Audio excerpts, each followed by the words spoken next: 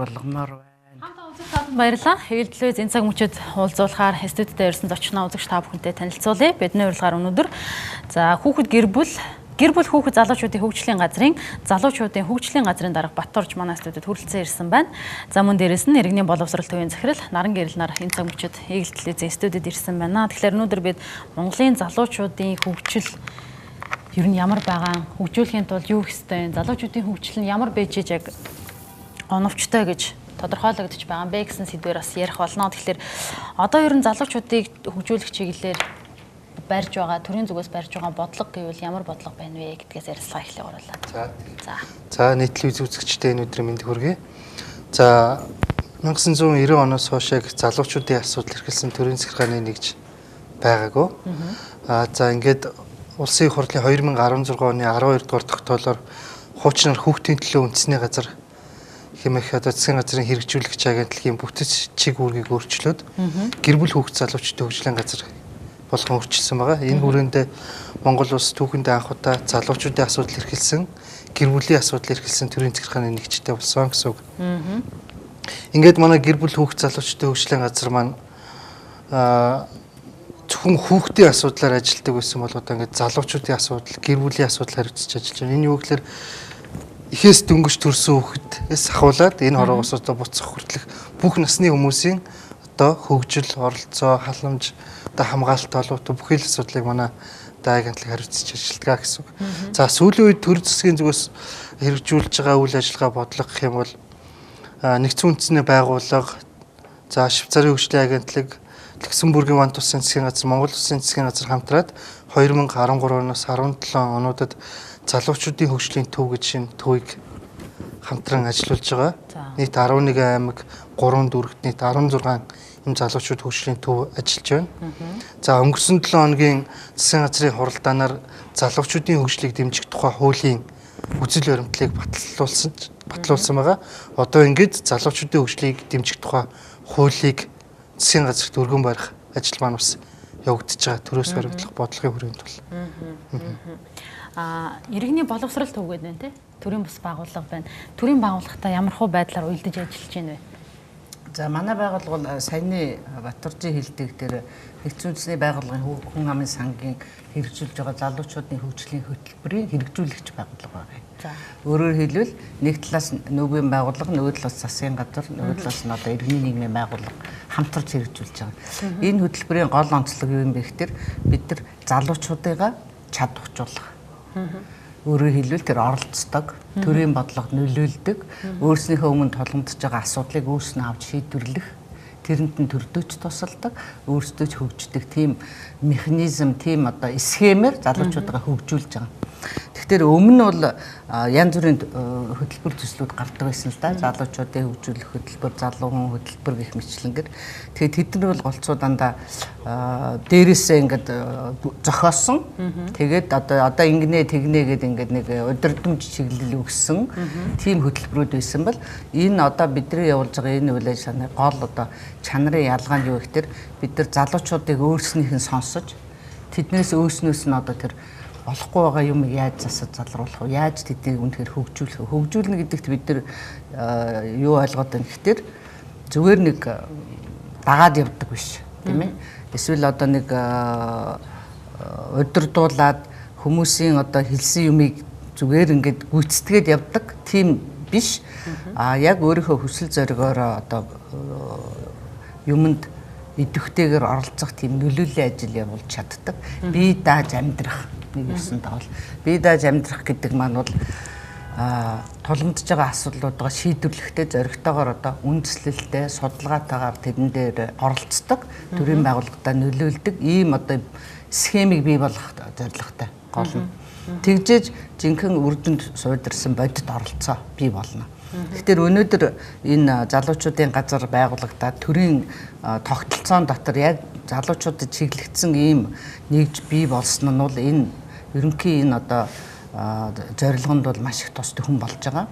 За тэгээд нүүбийн гишүүн улсын хувьд бол Монгол улс бол одоо тогтвортой хөгжлийн 17 зорилтуудад нэгтээ тэрийг хэрэгжүүлэхийн тулд засгийн газар болон бусад юунууд нь ажиллаж шүү дээ. Тэгэхээр гадуур байгаа одоо төрийн одоо системээс гадуур байгаа залуучууд хотын хөдөөний залуучууд маань энд оролцох тэр зам тэр харгуй тэр болцоогийн нээж өгöd хэрхэн яаж оролцох гэдэг аргачлалын зааж өгт манай иргэний улслалын төвөл тэнд одоо үйлчилгээ үзүүлж байгаа гэж хэлэх юм уу та.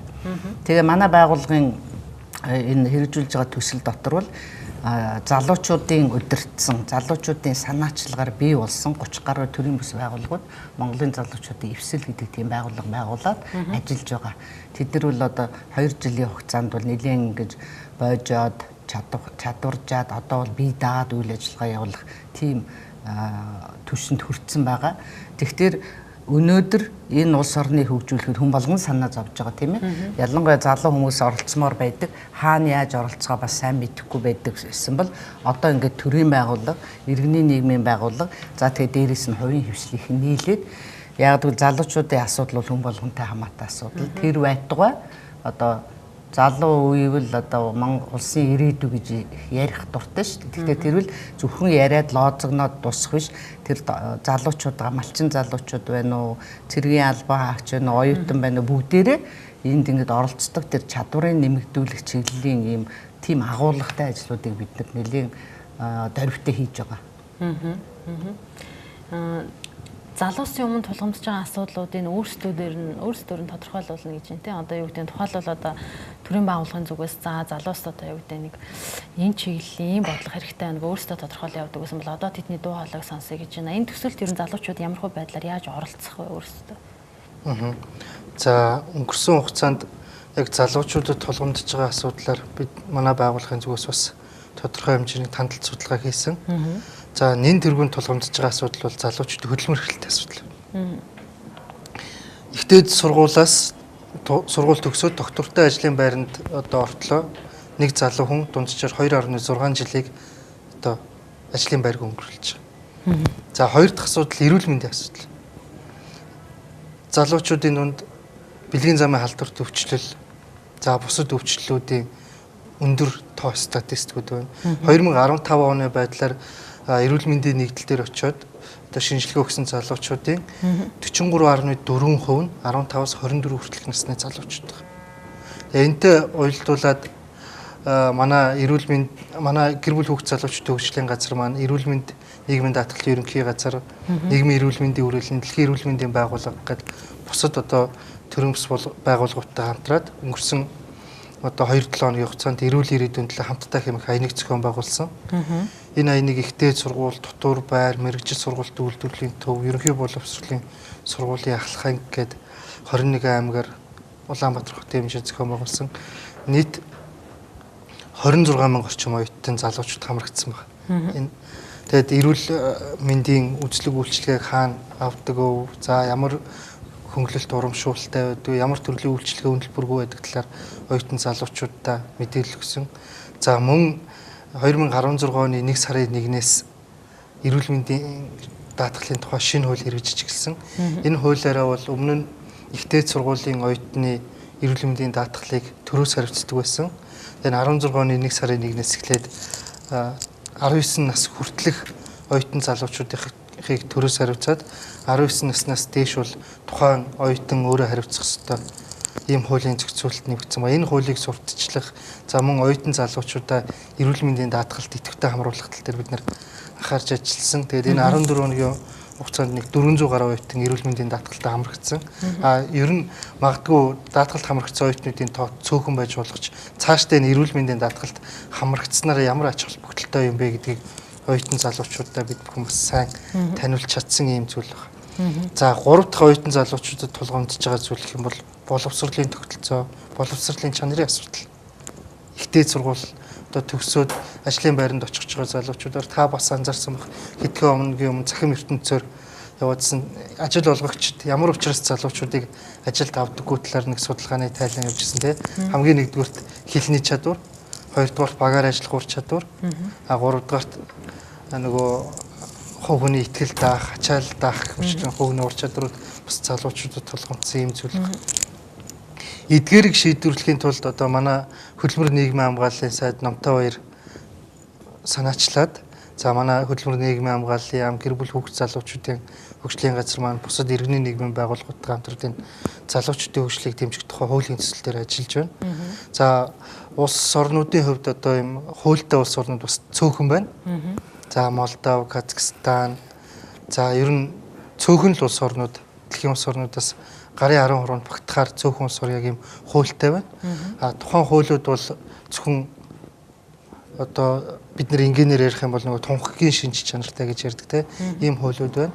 За манай залуучуудын хөгжлийг дэмжих тухай хуулийг бол зарим нэгэн хүмүүс бас инженеэр болоход бол энэ халамжийн тухай хууль, халамжийн хууль бол биш, хөгжлийн хууль. Хөгжлийн хууль залуучуудаа хэрхэн эрх оронч үзэлтэй, хэрхэн эрдэм номтой, хувийн ур чадвартай юм залуу хүн болгох төлөвшүүлэх ёстой юм. За залуучууд иргэний нийгмийн байгууллага, за оролцооны байгууллагад ажилласнараа үнэлэмж нь хэрхэн өсөх юм. За одоогийн оюутан залуучууд одоо цагаар хөдөлмөр эрхлэхэд ямар нэгэн зохицуулсан дүрм журам байхгүй те. Энийг бас одоо ийм тогтолцоог бий болгох бас зохицуултыг цагийн одоо ажлын тогтолцоог бий болгохын зохицуултыг оруулж байгаа. За мөн иргэний нийгмийн байгууллагуудаа одоо төрийн зүгээс яаж дэмжиж ажиллахын, хэрхэн хамтарч ажиллахын гэх мэтчлэн хуулийн төсөл дээр янз бүрийн одоо зохицуултууд бас ихээр орж байгаа. Энэ хуулийн төслийн одоо саналуудыг бас иргэний нийгмийн байгууллагуудаараа бас хилцүүлж байна. Өнгөрсөн хугацаанд бид нар бас 21 аймаг 9 дүүрэгтээ бас яг хуулийн төслийг одоо харьяа газруудаараа дамжуулаад тухайн орон нутгийн залуучуудад ялангуяа манай Дархан уул аймгийн залуучууд, Хөвсгөл аймгийн залуучууд, Дорнод аймгийн залуучууд маш их идэвхтэй оролцож хуулийн хилцүүлгийг өрнүүлсэн байгаа. Тэгээд одоо энэ хуулийн дээр тусгах саналууд одоо залуучууд, иргэний нийгмийн байгууллагууд байх юм бол манай энэ залуу хүн цэг юм ингээд сайт байгаа. Энэ сайтн дээр хуулийн төсөл бүрэн ихээрээ байгаа. Эндээс бас уншиж танилцаад бид нар л бас саналаа ирүүлж болох юм байгаа. Гол нь энэ хууль маань хэрэгжиж эхэлснээр одоо манай энэ өнгөрсөн одоо 90 оноос хойш буюу 26 жилийн хугацаанд одоо залуучуудын хөгжлийн төлөө, залуучуудын эрүүл мэндийн төлөө, залуучуудын боловсролын төлөө ажиллаж байсан иргэний нийгмийн байгууллагууд маань одоо хуулийн хүрээнд одоо бид нэр ийм хуультай бас энэ хуулийн хүрээнд ийм ажлыг зохион байгуулах хэрэгтэй гэдэг ийм чиг шугам нь гарч ирэх ийм хуулийн төсөл байгаасаа гэж одоо ажлын хэсгийн бид бүхэн ч тэр иргэний нийгмийн байгууллагын манай байгууллагууд маань ч гэсэн тэгж үзэж байгаа. Ер нь цаашдаа одоо манай гэр бүл хүүхэд залуучуудын газраас залуучуудыгаа урьдчилан сэргийлэх тал дээр гэмт хэрэг зөрчил, эрүүл мэнд, төрөл бүрийн хорц зуршлаас урьдчилан сэргийлэх тал дээр. За мөн дараа нь соён гэгэрүүлэх тал дээр боловсрол, хүний эрх, одоо бусад одоо асуудлууд дээр соён гэгэрүүлэх тал дээр нөлөөллийн ажлуудыг зохион байгуулъя гэдэг юм чиглэлтэй байгаа. Ингийн тулд одоо хамгийн сайн жишээ бол төрийн бус байгууллагуудын хамтын ажиллагаа, иргэний нийгмийн байгууллагууд. Одоо та бүхний түрүүн хэлсэнчлэн залуусын өмнө тулгамдаад байгаа асуудлууд гэж нэрлэж байна те. Одоо ажилгүйдэл ч гэдэм үү, эрүүл мэнд ч гэдэм үү. Энэ асуудлыг яг шийдэхэд төслийн оролцоо юу байх юм бэ? Манайх бол боловсролын байгууллага учраас одоо тулгамдсан асуудлаа тодорхойлох, тэднийг шийдэхийн тулд ямар нөлөөллийн ажил явуулах вэ? Тэр хууль дүрмийг яаж өнөөдрийн байгаа байдалдаа хууль дүрмийн тусалцаатайгаар асуудлаа дэвшүүлэх вэ? Шийдвэр гаргахчдад яаж нөлөөлөх вэ? Гэх мэтчлэн тэр аргачлалыг бид нар сургалтаар, төслүүдээр, дадлага ажлуудаар дэмждэг. Тэгэхээр сая ярьсан тэр хуулийн талаар хэлэхэд бол өнөөдөр бол маш их олон хууль гараад хууль нь хэрэгжихгүй гэсэн шүүмжлэх байдаг тийм ээ. Тэгэхээр энэ одоо цааш нь одоо бидний хамтын ажиллагаанаас юу гарах вэ гэж хүлээж байгаа гэхэлэр дахиад хэлэх нь дээрээс зохиосон хууль биш, яг нөгөө асуудлуудтайгаа байгаа залуучуудын саналуудыг авч тусгасан тийм хууль гарвал хэрэгжүүлэхэд илүү дөхөн болох гэдэгт найдаж байгаа. Нөгөө талаас бол албан ёсны сектор одоо төрийн байгууллага гэдэг юм уу, хувийн хөвшлийн байгууллагуудад одоо ажилдаг хүмүүсээс гадуур маш их олон залуучууд байна шүү дээ. Гадаад дотоодод ихтэй сургууль төгссөн, төгсөөгүй, идэвхтэй, зүтгэлтэй, сэтгэлтэй тийм залуучуудыг оролцуулах тэр зам нь нээж ийн гэдэг маань амьд хууль гарна.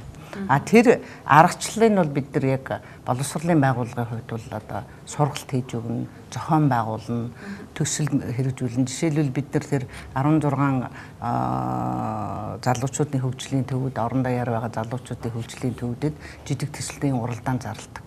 За өнөө танай орон нутагт тухайн ямар нэгэн хуулийн хэрэгжилт ямар вэ? Тэн дээр мониторинг хийгээч. Төслөө ирүүл. Эсвэл ямар нэгэн та нарын өмнө яг орон нутагт чинь тэр ажилгүйдэл одоо юу гэдэг их тайван найрамдал гэдэг том асуудал биш. Яг та нарын өмнө өнөөдөр тулгамдж байгаа ямар асуудал вэ? Тэрийг чинь сумынхаа юм уу аймгийнхаа дүүргийнхээ нийслэлийнхээ юм хурлаар оруулж шийдвэр гаргуулахад та нар ямар алхмаар яаж энэ нөлөөллийн ажил явуулах вэ? Яаж энэ асуудлаа шийдвэрлэхийн тулд судалгаагаа яаж хийх вэ? Ямар албан тушаалтнуудтай уулзах вэ? Ямар хуулийг энд хэрэгжилж одоо бамбай болж тий одоо дэмжлэг болж ингэж авч явах вэ? А залуучуудаа хэрхэн зохион байгуулах вэ? Яаж нэг баг болж ажиллах вэ гэх мэтлэн ийм айгүй их тийм практикал одоо тийм тий амьдрал дээр ингээд тэр зүгээр нэг яриад өнгөрөх биш, зүгээр нэг семинар хийгээд өнгөрөх биш. Тэр сургалтынхаа дараа бүгдээрээ тэр ярьсан юмнуудыг хэрэгжүүлэх тэр аргачлал арга замыг зааж өгдөг. Яагаад заавал одоо залуучуудын тухай хуультай болъё гэж бодсон юм бэ? Одоо нөгөө аль аль хуульчлахлаар бүр сүрдэг тал ч юм уу бас байх те. Тэгэхээр одоо залуучуудын хөгжлийг яаж хуульчилж байгаа, хөдөлмөр эрхлэлтийг яаж хуульчилж байгаа энэ хуулийн агуулгасаа та бас ярьж байгаа ч. За хуулийг одоо боловсруулахад хэрэгцээ шаардлага гэж байна. Тэ? Энэ хууль батлагдсанараа ямар хэрэгцээ шаардлага байна гэж. За хуулиуд би яг хуулийн мэргэжлийн хүн биш л дээ. Гэхдээ ер нь бол хуулиуд нэг батлагдсан хууль бол нэлээд хэдэн 100 жил байх ёстой. Нэг үйлрэл 1 жил 1.10 болоод ингээд өөрчлөгддгүү эсвэл одоо хэрэгжүүлэхийн зогсдог эсвэл одоо шинжилгээ найруулагддгүү те. Ер нь ийм олон жилийн урт хууль байх ёстой гэж үзэж байгаа. А энэ хуулийг одоо боловсруулах ямар шаардлагатай байна гэж. За Монгол улс 3 сая гаруй иргэнтэй. Үүний 15-аас 34 хүртэлх насны нийт иргэд нь 35.5%. 35.5%. За 2040 он гэхэд тэгэхэд энэ хүн амын сувраг маань илүү нарийсаад одоо бидний энэ залуучууд маань 2040 онд бол улсаас одоо халамж хүлээдэг, тэтгэмж хүлээдэг юм халамжих болох гэдэг.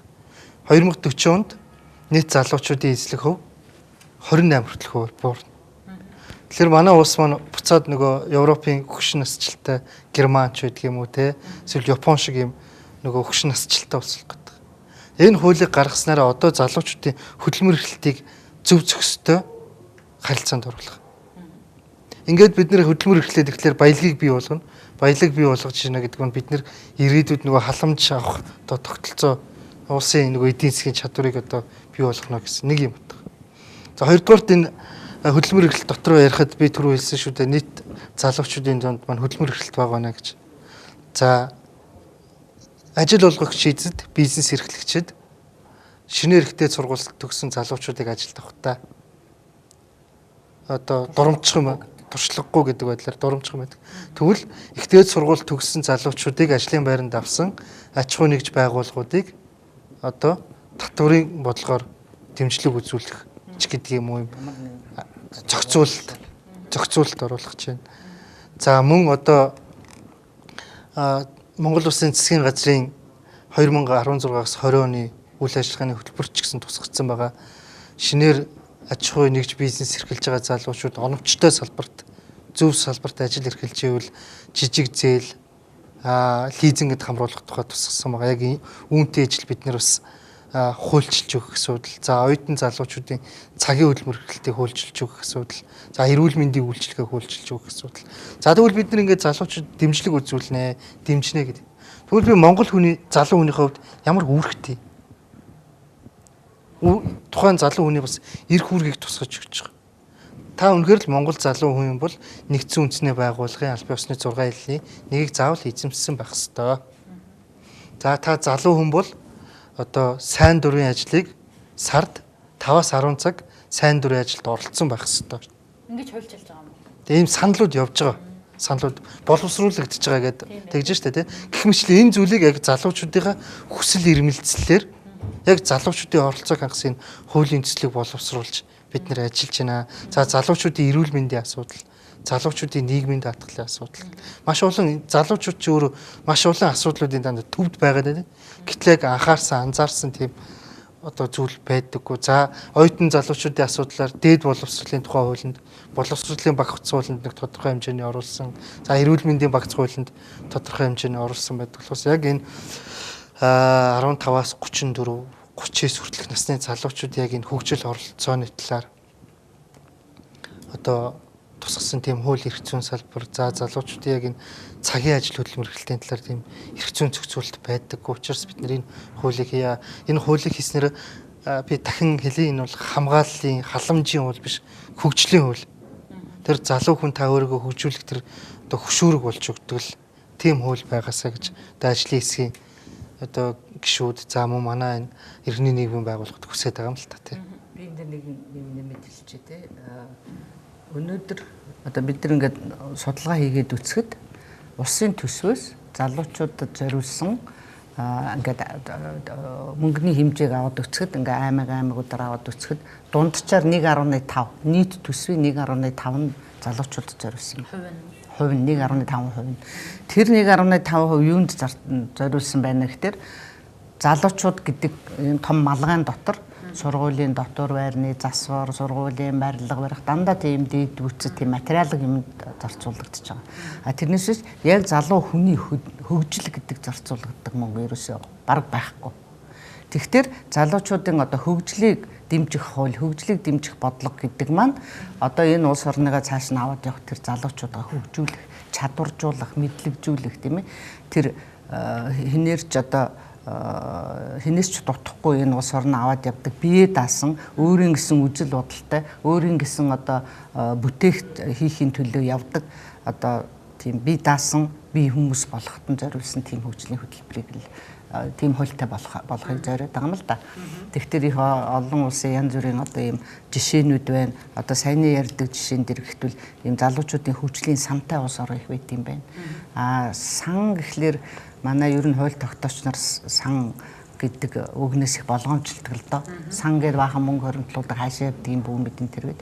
Тэгэхээр залуучуудын хөгжлийн сангийн сайн жишээнүүдийг харахад бол одоо саяны тэр туршлагагүй залуу хүнийг ажилд авсан тусгай тэр аж ахуйн нэгжид жишээлбэл эхний 6 сарын тэр залуу хүний цалингийн төлждөг тэр сангаасаа. Тэгээ хэрвээ тэр хүн ажиллаа сайн хийвэл компани нь 6 сараас цааш цалингийн төлөөд тэр хүнийг ингээ хөгжүүлээд явдаг байх жишээтэй. Гэх мэтчлэн одоо тийм эдийн засгийн болон урамшууллын тэр хүнийг зоригжуулсан залуу хүнийг л те юм хийхин төлөө хин нэгэн хүнийг юм уу даргаыг юм уу намыг юм уу дагаж нэг юмд хүрхий гэсэн сэтгэл хийсэн салгаж өөрөө өөртөө итгэлтэй тийм хөгжлийн тийм юмуд. Тэрнээс биш өнөөдрийн байдлаар ингээд хамгийн шүүмжлэгдэг юм юу вэ гэхээр за одоо ингээд залуучууд бол те тийм одоо тэтгэлэг нэгч байна, мөнгө төгрөг хэрэгтэй. Дандаа тийм халамжийн чиглэлийн юм яваад байгаа байхгүй юу? Тэгэхээр халамжлах хүмүүсээ халамжлалгүй яах вэ? Тэр ихтэй залуу хүн гэдэг чинь одоо хүн гэдэг чинь улсын хөгжлийн иргэдэн шүү дээ, тийм ээ? Тэр хүн дотор залуу хүн. Тэгэхээр улс оронд бол тэ алт эрдэнэс гэхээсээ илүү тэр их өндөр боловсралтай, чадвартай, дэлхийд өрсөлдөх тийм чадвартай маш олон залуучууд биш. Тэдэрт замыг бас тавьж өгье. Нөгөөдүүлийн дээш нь татаж бас тийм болохын төлөө явъя гэсэн л ийм ерөнхий утгатай ийм бодлого болох байх гэдэл төтөд байна л да. За баярлалаа. Гурлан ярилцах цагийн түрээд дуусч байна. Тэгээд залуучуудын хөгжлийг дэмжих хуулийг боловсруулж байгаа юм байна. За мөн дээрээс нь залуус зориулсан төсөл хөтөлбөрүүд хэрэгжиж байна. Энэ тухайн мэдээллийг энэ цагийнхаа мэдээллийн хөтөлбөрөөр өгөхөөр зорьсон юм аа. Тийм учраас студид яг энэ чиглэлээр өнөөдөр зочин өрсөн байгаа. За иргэний боловсрол төвийн захирал Наран Гэрэл болоод гэр бүл хүүхэд залуучуудын хөгжлийн газрын дарга Баттурч манай студид энэ цаг мөчид ирж ярилцлаа. Та хоёрын ажилд амжилт хүсье баярлалаа. Баярлалаа. За баярлалаа.